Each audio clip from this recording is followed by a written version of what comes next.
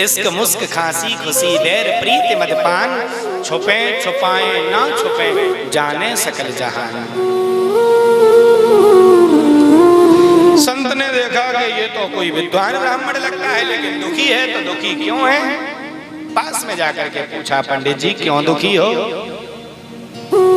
कथम रोदिसि विप्रत्वम काते चिंता बलीयसी, वदत्वम सत्वरम मह्यम स्वस्य दुःखस्य कारणम। अरे पंडित जी क्यों रो रहे हो? वदत्वम कहो मुझसे, लेकिन अगर मुझसे कहो तो सत्य कहना, सत्वरम सत्य बताना, क्यों रो रहे हो सकता है मैं आपकी कोई सहायता कर दूं। ऐसा तो नहीं कि मैं सर्वस्व हूं, मैं सब कुछ जानने वाला हूं, मैं हर किसी की सहायता करने के लिए आया हूं, ऐसा नहीं है। लेकिन मुझे लग रहा है कि मैं आपकी सहायता जरूर कर सकता हूं। क्या चिंता है? बोलो, सत्य बताइए, क्या चिंता है तुम्हें? अपने दुख का कारण बताइए। पंडित जी ने चरणों में गिर करके कहा, भगवान दुख ज्यादा नहीं है, दुख तो छोटा सा है, लेकिन संसार में रहते हुए वो दुख अगर हो जाए तो वही दुख बड़ा हो जाता है। एकांकी जीवन हो, एकांकी जीवन हो तो ये दुख नहीं सताएगा, लेकिन जब गृहस्थ में रह करके चार लोगों के बीच में रहते हैं तो ये सताता है ये। और शास्त्र भी कहते हैं साहब, शास्त्रों का भी नियम है, धिग्जीवितम प्रजायेनम धिग्रहम च प्रजाम विना धिग्धनम चानपत्यस्य धिक्कुलम संतति विना। धिक्कार है उस राजा के लिए जिसकी कोई प्रजा ना हो, धिक्कार है उस कुल के लिए जिसमें कोई जल देने वाला ना हो, धिक्कार है उस धन के लिए जिसको कोई खर्च करने वाला, उपयोग करने वाला, व्यय करने वाला न हो।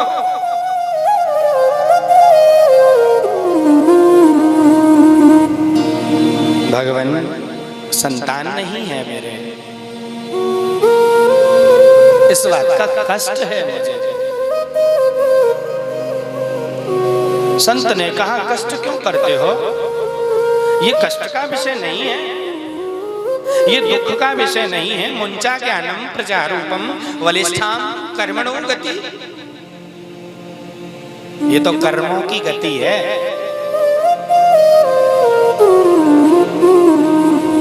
कुछ ऐसे कर्म आपके रहे होंगे जो परमात्मा ने नहीं कृपा करी, ऐसा मानो। आप तो बहुत बड़े विद्वान मालूम होते हैं, कोई बहुत बड़े शास्त्रों के ज्ञाता मालूम होते हैं, और आप ऐसी बातें करते हैं, शोभनीय नहीं है, शोभा नहीं देती है। आपको तो भरोसा होना चाहिए उन शास्त्रों पर जिन शास्त्रों को आप पढ़ते हैं। और पंडित जी सुनो, विवेक से काम लीजिए। विवेकम तो समासाद्य त्यज संसार वासनम। विवेक से काम लो और संसार की वासनाओं को छोड़ो। संसार की वासनाओं के चक्कर में फंसोगे तो इस 84 में फंस जाओगे। इसलिए संसार की वासनाओं को छोड़ करके भगवान के चरणों में अपना मन लगाओ।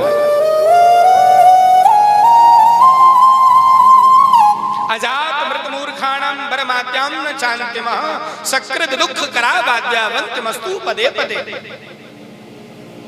पुत्र न हो तो 2-4 साल दुख होता है साहब, हुआ नहीं, हो करके मर जाए 4-6-10 महीने और ज्यादा दुख होगा, हुआ तो था लेकिन मर गया। लेकिन पुत्र होने के बाद यदि कुपुत्र हो जाए, संतान होने के बाद यदि नालायक निकल जाए तो जीवन के वंतिमस्तु पदे पदे, पग पग पर दुख देगी, पग पग पर रुलाएगी।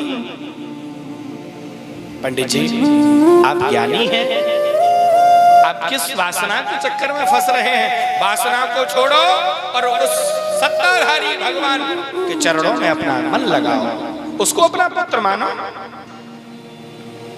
संसार के बेटा और बेटी तो एक बार के लिए धोखा दे भी सकते हैं, लेकिन भगवान को जिसने अपना माना है, भगवान के साथ जिसने अपना संबंध बनाया है, भगवान को जिसने अपना पुत्र माना है, पति माना है, पिता माना है, सखा माना है, जो भी संबंध भगवान के साथ होगा, भगवान उस संबंध को जरूर निभाता है, कभी धोखा नहीं देता साथ।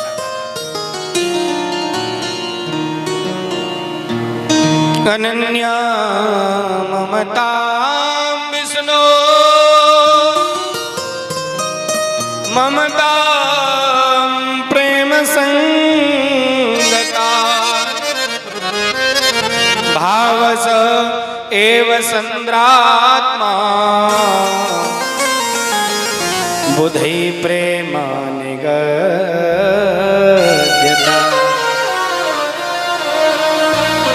पंडित जी, अनन्यता से भगवान के चरणों में मन को लगाओ, इसी में आपका कल्याण है। अच्छा, हम संतान की प्राप्ति के लिए क्यों इतना विचलित रहते हैं? क्या मिलता है हमें संतान से? अगर आध्यात्मिक जगत की ओर जाकर के देखा जाए तो जन्मत ही दारा हरे, विवाह है भौन, और जवानीपन में धनु हरे, तो पुत्र तिबेरी कौन। जन्म लेते ही जिस पत्नी को सबसे ज्यादा स्नेह किया जाता है, उस पत्नी को हमसे दूर कर देता है। विवाह के बाद बंटवारा कर देता है संपत्ति का,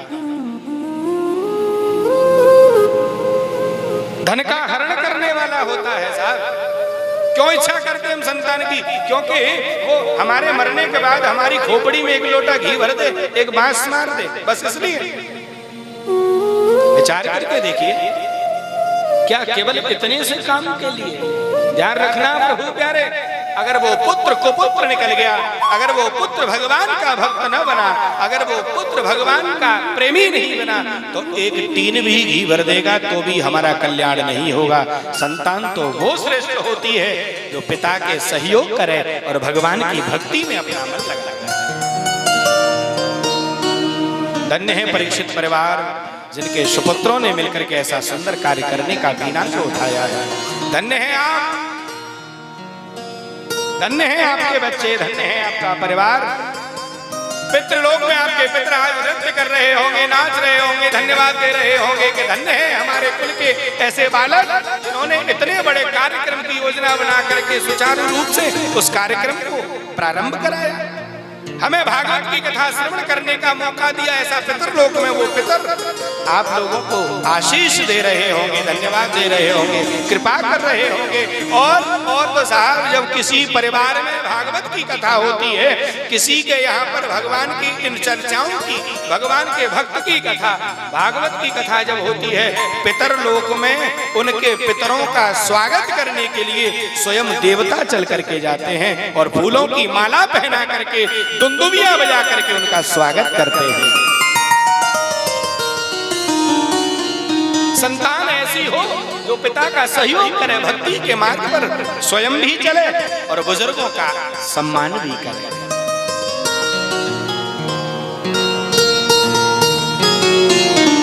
पंडित जी कहते हैं, भगवान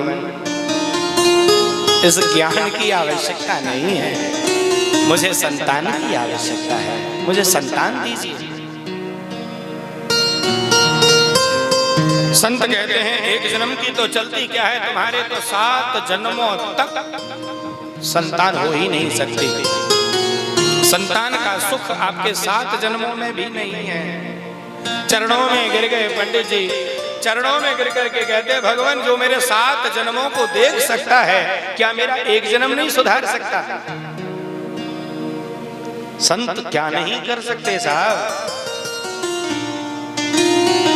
मोर बचन चाहे पड़े जाए फीका, संत वचन पत्थर की लिखा। भगवान कहते हैं, एक बार को मेरा कहा हुआ असत्य हो सकता है, मैं कहूं वो झूठ हो सकता है, लेकिन अगर संत ने कुछ कहा है, भगवान के प्रेमी ने कुछ कहा है, भगवान के भक्त ने अगर कुछ कह दिया तो वो कभी झूठा नहीं हो सकता। भगवान आप मेरे 7 जन्मों को तो देख रहे हैं लेकिन एक जन्म को नहीं सुधार रहे। भगवान अब तो आपको मुझे संतान प्राप्ति का वरदान देना पड़ेगा। संत क्या नहीं कर सकते साहब,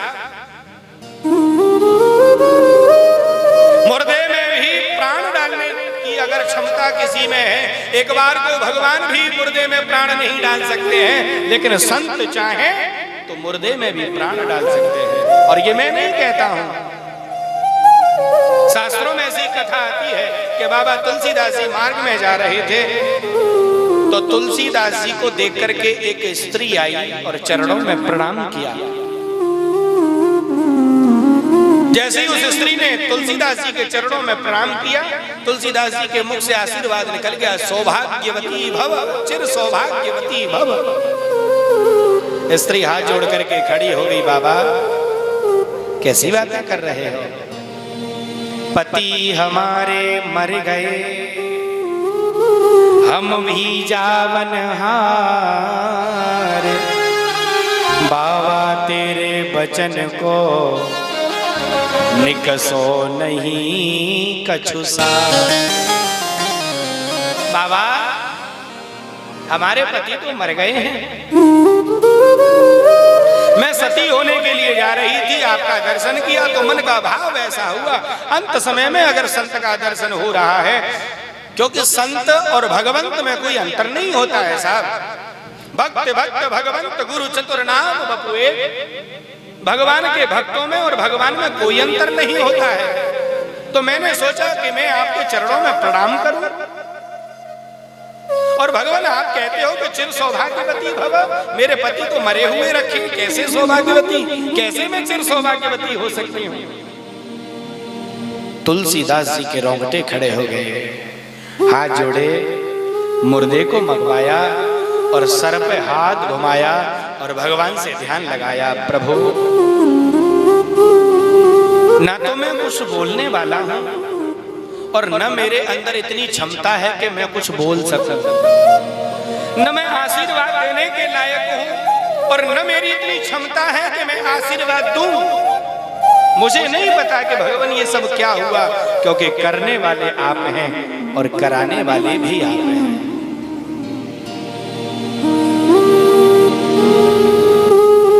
तुलसी मुर्दा मगाई कर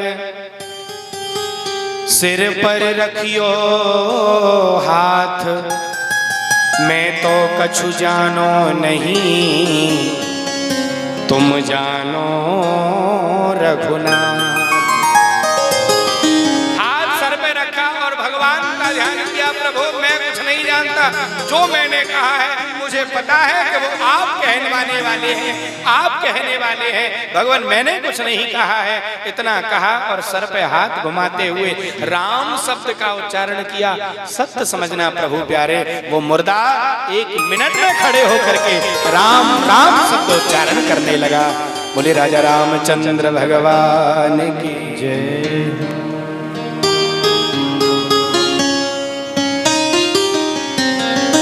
संत की महिमा है साहब। चरणों में गिर गए पंडित जी और कहने लगे, सुनो, अगर आपने मुझे वरदान नहीं दिया संतान प्राप्ति का तो मैं अभी आपके सामने सर पटक पटक करके मर जाऊंगा, लेकिन बिना वरदान के अपने घर नहीं जाऊंगा। संत ने सोचा कोई बात नहीं, इसकी श्रद्धा अच्छी है, सो झोले में हाथ डाला और एक फल निकाला और फल हाथ में रखा पंडित जी के और कहा, जाओ पंडित जी अपनी पत्नी को ये फल खिला देना। सारे नियम बताए। पंडित जी घर पर आए, धुंधली देवी को फल दे दिया और कहा, देवी इस फल को खा लेना। यहाँ पर गलती हो गई आत्मदेव पंडित जी से, बहुत विचार का विषय है। संत ने क्या कहा था फल दे करके, जाओ अपनी पत्नी को खिला देना, लेकिन इन्होंने खिलाया नहीं, हाथ में रख दिया, खा लेना। गलती हो गई। अब तो धुंधुली देवी विचार करने लगी, हाथ में फल रखा है, विचार करती है इसको खाऊं कि नहीं खाऊं, खाऊं कि नहीं खाऊं, क्या करूं? खाती हूं तो कहीं गर्भ रह गया तो? मैंने सुना है गर्भवती स्त्री को बड़ा कष्ट होता है, बड़ा दुख झेलना पड़ता है। गर्भवती स्त्री को भूख भी कम लगती है, पेट बड़ा हो जाता है, और अगर पेट बड़ा हो गया और घर में आग लग गई तो मैं कहां जाऊं? सखी के पास में, सहेली के पास में गई, जाकर के कहा बहन घर का काम कौन करेगा? गर्भावस्था में घर का काम कौन करेगा? सहेली ने कहा अपनी ननद को बुला लेना, ननद कर देगी, वैसे भी कुछ ना कुछ देना पड़ता है? धुंधुली देवी कहती है मेरी ननद बड़ी चोटी है, अगर मैंने बुला लिया तो पूरा घर खाली हो जाएगा 6 महीने में। बोलो राधे राधे।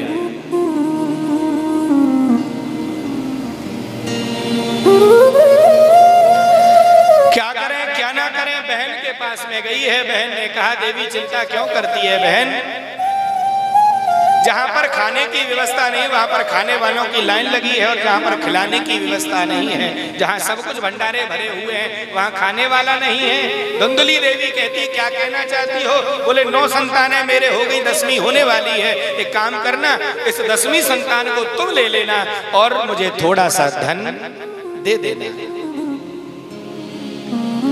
अच्छा इस फल की परीक्षा कैसे हो? तो उस फल को एक गाय को खिला दिया, जो इनके घर में गाय थी ना, कि चलो इस फल को गाय को खिला देते हैं, तो पता भी चल जाएगा कि फल खाने से संतान होती है कि नहीं होती है। और समय बीता, बहन का पुत्र लेकर के कहा कि मेरे संतान हुई है। आत्मदेव पंडित जी ने बड़ा हर्ष मनाया, बड़ा खुशी मनाई, और समयानुसार गाय के भी एक बालक पैदा हुआ। संपूर्ण शरीर उसका मनुष्य के जैसा है, लेकिन उसके कान गाय के जैसे हैं। शास्त्रकार कहते हैं कि गौ कर्ण पंडितो ज्ञानी धुंधकारी महा।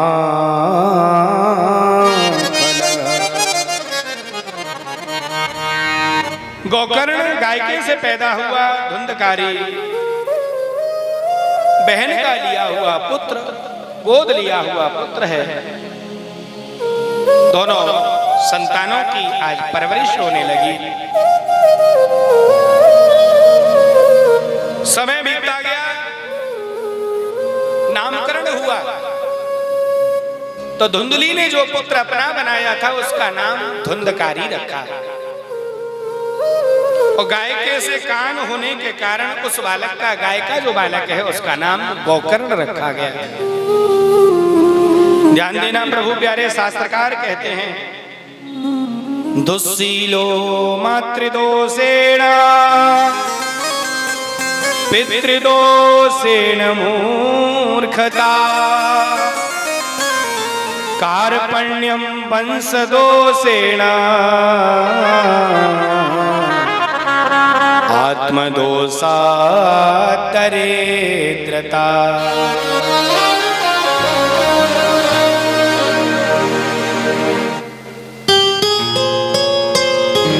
दुस्सील अगर व्यक्ति कोई है तो दुस्सील व्यक्ति वो मातृ दोष के कारण होता है। अगर कोई मूर्ख बनता है तो मूर्खता का कारण केवल और केवल पिता को श्रेय जाता है। पितृदोषेण मूर्खता, अगर कोई कायर हो जाए तो कायरता का दोष उसके वंश को जाता है। कार्पण्यम वंश दोषेण, अगर कोई धनहीन हो जाए, गरीब हो जाए, तो उस धनहीनता का दोष किसी और को नहीं, उस मनुष्य को स्वयं जाता है, उसके कर्मों को जाता है। आत्मदोषा दरिद्रता। और देखो ये जो धुंधकारी है ना, गोद लिया हुआ बालक जो है ना, धुंधुली ने अपना बेटा मान रखा है इसको। बचपन से ही इसकी शिकायत आने लगी, कभी किसी को मारा है, कभी किसी को डांटा है, कभी किसी को उठा करके पटकता है, साहब नाना प्रकार की इसकी शिकायतें आने लगी।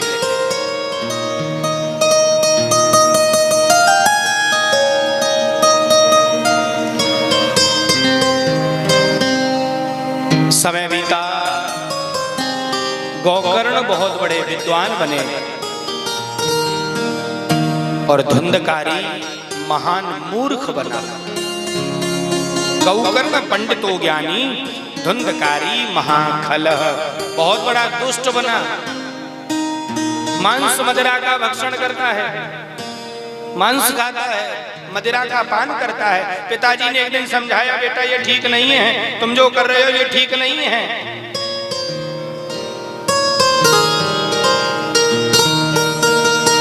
पिताजी की डांट लगा दी, आप तो बूढ़े हो गए हो, आपको कुछ पता नहीं है, हम जो कर रहे हैं वो बिल्कुल ठीक है।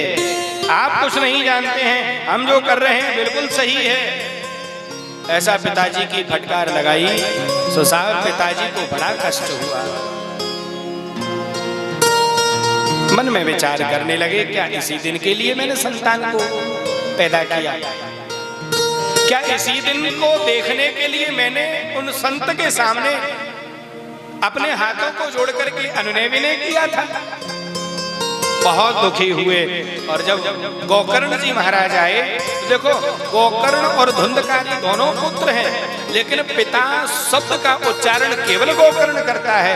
धुंधकारी ने आज तक आत्मदेव पंडित जी को कभी पिता नहीं कहा। पिता अगर कोई स्नेह से कहता है, पिता अगर कोई भाव से कहता है, प्रेम से कहता है, तो केवल गोकर्ण है। गोकर्ण जी ने जब अपने पिता को दुखी देखा, पूछा क्या बात है पिताजी, क्यों दुखी हैं?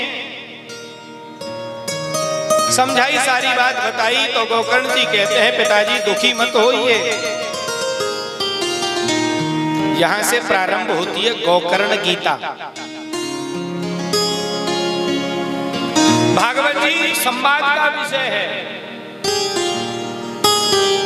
आपस में दो व्यक्ति चर्चा करें तो उसको वाद कहा जाता है। क्या कहते हैं? वाद। वाद चल रहा है और भागवत में वाद ही तो है। आपस में चर्चाएं हैं। सनत कुमार नारद जी से चर्चा कर रहे हैं, परीक्षित सुखदेव स्वामी से चर्चा कर रहे हैं, सोनकाद 88,000 ऋषि सूत जी महाराज से चर्चा कर रहे हैं। ये वाद का विषय है। ध्यान देना प्रभु प्यारे, वाद जब होता है और वाद का स्तर जब नीचे गिर जाता है तो वो विवाद बन जाता है। वाद का स्तर जब नीचे की ओर आता है तो वो विवाद बन जाता है, और वाद का स्तर जब ऊपर की ओर जाता है तो वो संवाद बन जाता है। यहां से प्रारंभ होता है गोकर्ण संवाद। देहेस्ते सरुधिरे भीमतिं त्यजत्वं जाया सदा सुतादिषु सदा ममता विमुञ्च पश्यानि जगदिनो क्षणभङ्गुनिश्चं वैराग राग रसिको भवभक्ति निष्ठः। गोकर्ण जी कहते हैं पिताजी, देहे स्थिमान सरुधिरे, पहले तो अपने इस शरीर के अभिमान को आप त्याग दीजिए। सबसे पहली बात क्या? अभिमान को त्यागना है। क्योंकि भगवान की चर्चाएं जब हम करने के लिए बैठते हैं, भगवान का वाद करने के लिए बैठते हैं, जब वाद जब होता है और अभिमान अगर मन में बना रहा तो वाद विवाद की ओर चला जाएगा, और अभिमान अगर मन में से निकल गया तो वाद संवाद की ओर चला जाएगा। अगर हमें संवाद करना है तो हमें अभिमान छोड़ना पड़ेगा, और अभिमान बना रहा तो कभी संवाद नहीं हो सकता, वहां तो फिर विवाद ही होगा। साहब बोलो राधे राधे।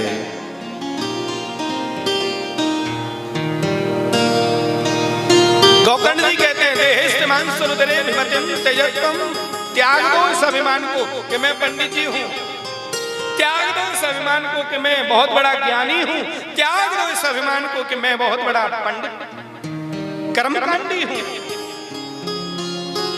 क्योंकि ये शरीर अस्थि, मांस और रुधिर से बना हुआ है, हड्डी मांस का पुतला है। इसका क्या अभिमान करना।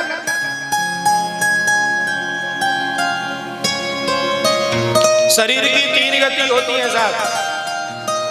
जला दोगे तो राख बन जाएगा, गाड़ दोगे तो कीड़े मकोड़े बन जाएंगे, और फेंक दोगे तो कोई हिंसक जीव खा जाएगा। तीसरे से चौथी गति शरीर की कभी हो नहीं सकती है। फिर ऐसे शरीर का क्या अभिमान करना। सबसे पहले अगर हमें संवाद करना है तो अभिमान छोड़ना पड़ेगा। पिताजी, तुम्हारे मन में जो अभिमान है कि मैं बहुत बड़ा पंडित हूँ, कर्मकांडी हूँ, ज्ञानी हूँ, वेदों का ज्ञाता हूँ, पहले इस अभिमान को छोड़ दीजिए।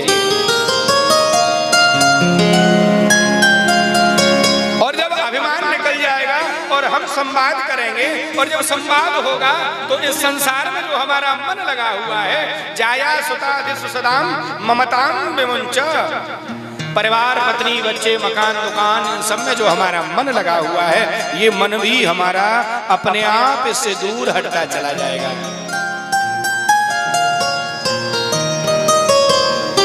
भगवान के चरणों में मन लगाओ। पश्यानिसं जगदिदं क्षणभंगुनिष्ठ वैराग राग रसिको भव भक्तिनिष्ठ।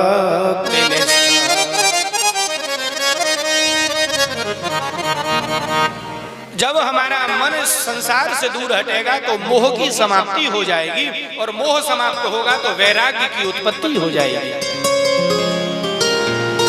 ध्यान देना प्रभु प्यारे, वैराग्य 3 प्रकार का वैराग्य होता है। एक होता है क्षणिक वैराग्य, एक होता है शमशान वैराग्य। क्षणिक वैराग्य कौन सा होता है और शमशान वैराग्य कौन सा होता है, ध्यान देना। क्षणिक वैराग्य है जब हम संसार की वासनाओं में लिप्त होते हैं। संसार की वासनाओं में जब लिप्त होते हैं तो बड़ा आनंद लेते हैं उन वासनाओं का, और जब वासनाओं की पूर्ति हो जाती है तब वैराग्य उत्पन्न होता है कि यह मन ने क्या कर दिया, ऐसा हमें नहीं करना चाहिए था। ये वैराग्य क्षणिक वैराग्य है। वासनाएं जब फिर सताती हैं तो फिर वही कार्य करते हैं। एक होता है शमशान वैराग्य। शमशान में किसी व्यक्ति को लेकर के जा रहे हो तो पीछे चलने वाले जो राम नाम सत्य बोलते हैं, उन व्यक्तियों को आप उन व्यक्तियों की चर्चा सुन करके देखिए कैसा वैराग्य उत्पन्न होता है।